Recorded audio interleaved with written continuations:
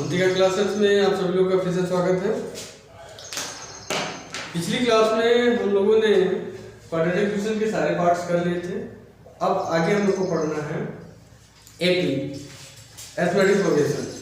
इसे कंप्लीट करने के बाद तो फिर हम लोग आगे बढ़ेंगे। पहले इसके जितने पार्ट्स बनते हैं तो हम लोग कंप्लीट कर लें।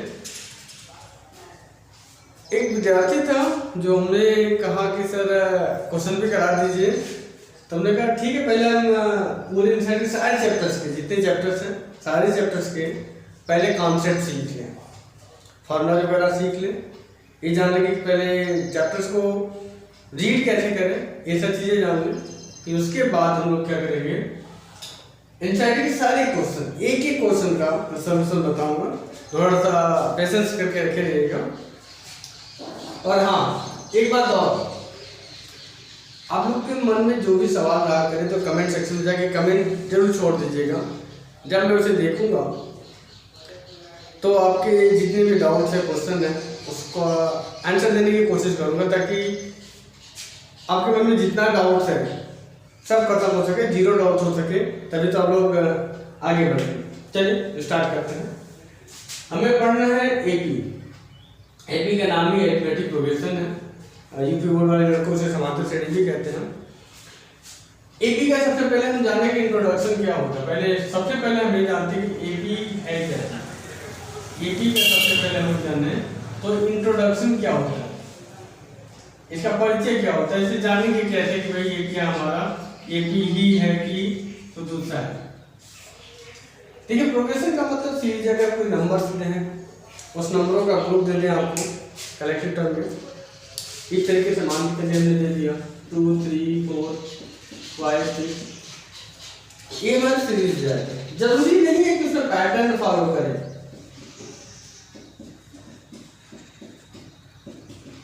ऐसे हमने दे दिया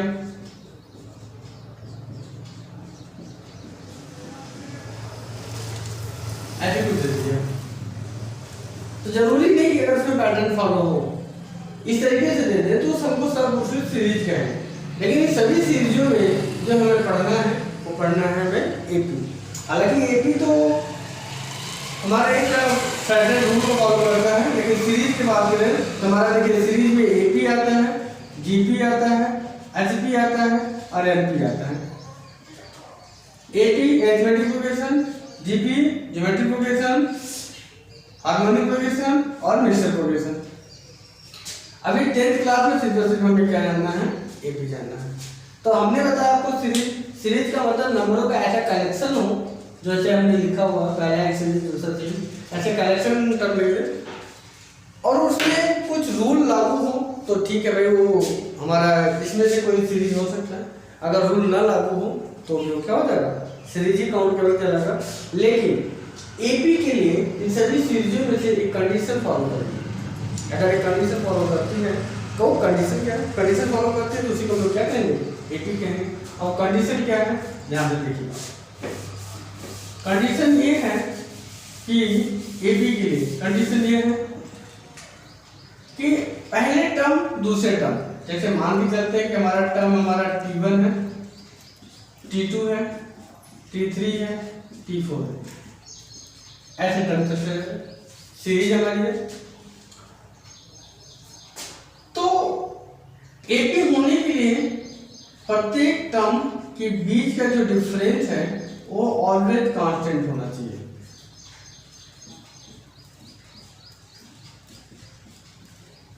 प्रत्येक दो कॉन्स्टिट्यूटिव टर्म के बीच का जो डिफरेंस है ऑलवेज कांस्टेंट होना चाहिए। जैसे हमने T1, T2, T3, T4 ऐसे टर्म करते हमने दो कॉन्स्टिट्यूटिव टर्म की बात की है, तो T1 और T2 ले लिए, तो T2 minus T1, T3 minus T2, T4 minus T3, तो कॉन्स्टिट्यूटिव। फाइनल में से इनिशियल को माइनस करना, मतलब बाद वाले नंबर को पहले वाले नंबर से माइनस कर देना। जैसे देखिए, हम एक क्वेश्चन देते हैं, हमने क्या दिया 2 5 8 11 ऐसे हमने आपसे कह दिया कि क्या ये एपी है कि नहीं। एपी का पता लगाने के लिए इनके बीच में हम लोग गैप देते हैं। और हर टर्म के पास गैप सेम होना चाहिए, हर एक टर्म के पास गैप क्या होना चाहिए, सेम होना चाहिए। चलिए देखिए 5 और 3 के बीच का गैप कितना है, 3 है। 8 और 5 के बीच का गैप कितना है, 3 है। 11 और 8 के बीच का गैप कितना है, 3 है। हम कह देंगे कि सीरीज है हमारी एपी में। ये जो सीरीज हमारी टोटल दिख रही है सबको सब कह सकते हैं कि भाई एपी में है।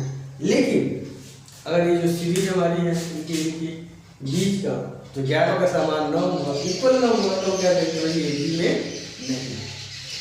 अब इसके बाद हम आगे चलते हैं तो एपी के कुछ कंपोनेंट्स की भी हम बात करते हैं। एपी में कुछ कंपोनेंट होंगे, कंपोनेंट्स क्या होंगे अगले टर्म में हम आगे बात करते हैं।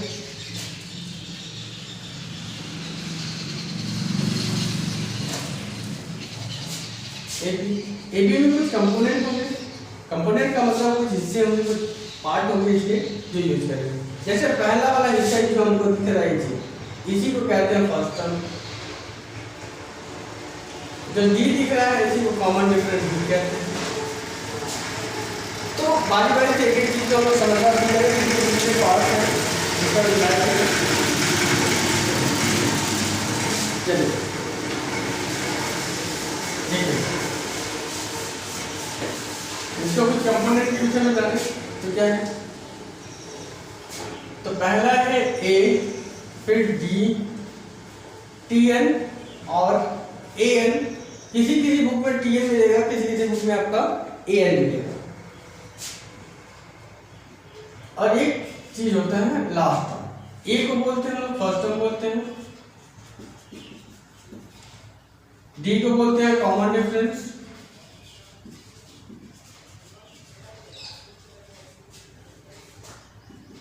ए एन को बोलते हैं nth टर्म,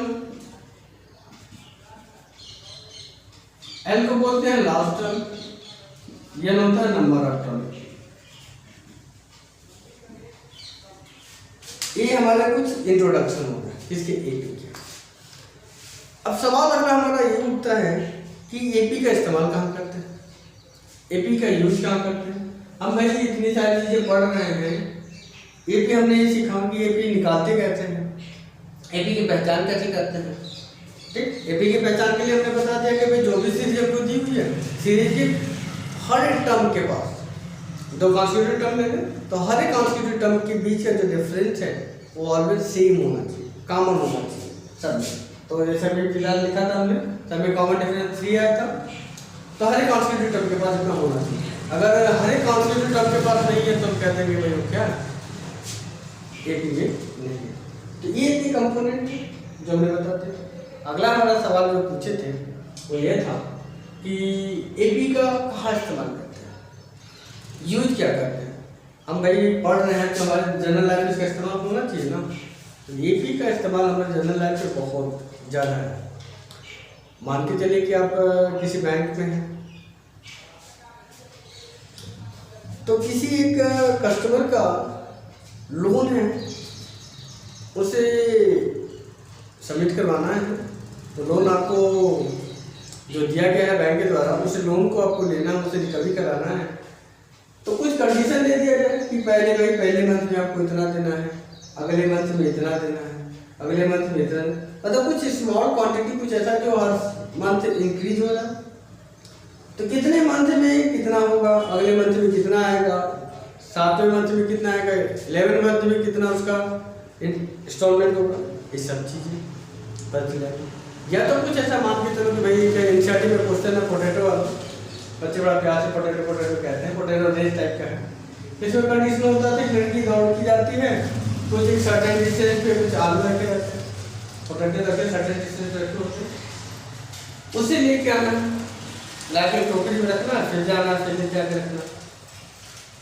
तो एपी का अगर हमारे पास नॉलेज रहे तो बड़े आसानी से हम उसका इस्तेमाल कर सकते हैं कि वो कितनी बार दौड़े की, कितना डिस्टेंस ट्रैवल की है, वगैरह वगैरह सारे सब को निकाल सकते हैं ये सब चीज़ें।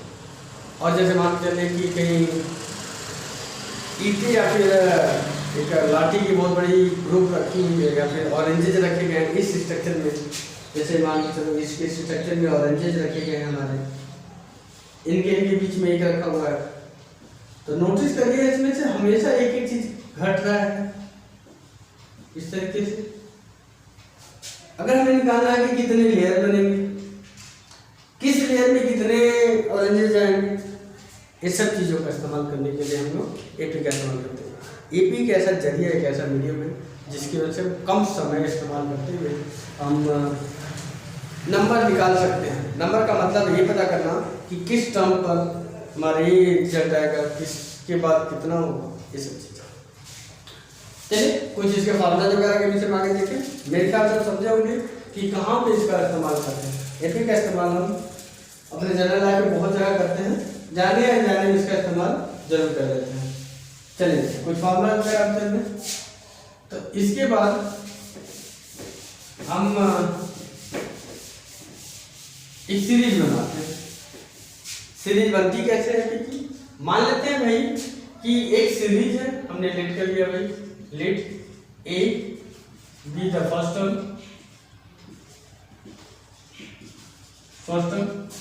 And d be the common term, b the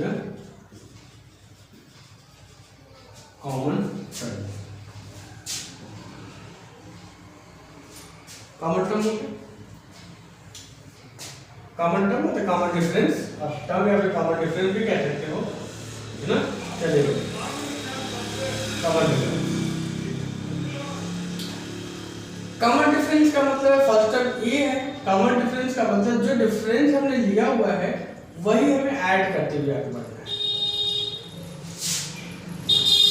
जो अभी एग्जांपल हमने लिया था आपका, यहाँ 5 था, 8 था, आगे 2 था, फिर 11 था, 11 के बाद 14 आएगा।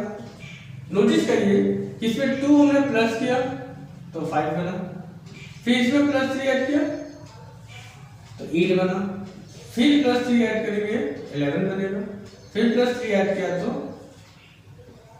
टी बना, मतलब 14 बना।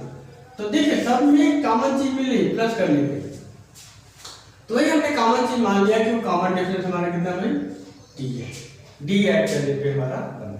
तो सीरीज में पहला टर्म ए होगा, फिर इसमें डी ऐड कर देंगे तो क्या होगा, ए प्लस डी हो जाएगा। अलजेब्रिक का टर्म है, इसी तरह लिखना पड़ेगा। फिर नेक्स्ट टर्म जब जाएंगे ए प्लस 2d लिखेंगे। कैसे, देखिए हमारा टर्म क्या था, ए प्लस डी था, देखिए यही है ना। इसी में डी ऐड करना है, तो डी ऐड करेंगे तो क्या मिलेगा, ए प्लस 2d हो जाएगा, ए प्लस 2। फिर आगे लिखें ए प्लस 3d हो जाएगा, फिर ए प्लस 4d, इसी तरीके से बढ़ता चला जाएगा। लेकिन कहाँ तक जाएगा, देखिए ये पहला वाला हमारा T1 है। T1 किसी किसी बुक में इसे A1 भी लिखा जाता है, किसी किसी बुक में। हालांकि एनसीईआरटी में आपको एनसीईआरटी आरएस में A1 ही मिलेगा, T1 देखने को नहीं मिलता, A1 ही मिलेगा। चलिए तो हमारा A है, इस A को लिख सकते हैं A प्लस 0, कोई दिक्कत नहीं होनी चाहिए। इसको लिख सकते हैं 1 माइनस 1 इंटू डी। देखिए 1 में से 1 माइनस करेंगे 0 आएगा, 0 का मल्टीप्लाई करेंगे डी तो 0 हो जाएगा, या तो फिर यहाँ पे डी लगा दीजिए, ऐसा बन गया। देखिए ये देखिए यहाँ 1 था तो यहाँ पे भी 1 माइनस किया। उसी तरह से A2 लिखिए, A2 हमारा ये रहा, A प्लस डी है, इसको लिख सकते हैं A plus 2 minus 1 into D. देखिए 2 में से 1 माइनस करेंगे तो डी आ जाएगा, मल्टीप्लाई करने पे 2 माइनस 1 करेंगे तो 1 बचेगा, 1 का मल्टीप्लाई करेंगे तो डी आ जाएगा, 100 करेंगे भैया। देखिए फिर A3 ले लें, A3 वाला हमारा ये वाला टर्म A प्लस 2d, तो लिखेंगे तो A plus 3 minus 1 into D, ऐसे हो गया। इसको लिखेंगे A plus 3 minus 1 into D, A3 को। एक चीज नोटिस करिए, यहाँ 1 था तो 1 में से माइनस किया, यहाँ 2 था तो 2 में से माइनस 1, यहाँ पे लिख दीजिए। 3 था तो 3 में से माइनस हुआ। उसी तरीके से an हो जाएगा तो क्या होगा, 3 था तो 3 में से माइनस किए, 2 था तो 2 में से माइनस किए, 1 रहा तो 1 में से माइनस करेंगे, 4 आएगा तो 4 में से माइनस करेंगे, क्या 1 माइनस करेंगे भाई, तो n माइनस 1 इंटू डी। ये हमारा nth टर्म का फॉर्मूला है। ओके, तो ये क्या है, an क्या अभी हमने बताया था पीछे, ये an क्या है, nth term of given AP, जो एपी है उस गिवन एपी। n क्या है, नंबर ऑफ टर्म है। d क्या है, कॉमन डिफरेंस, डिफरेंस होते। ए क्या है आपका, ये आपका फर्स्ट टर्म है।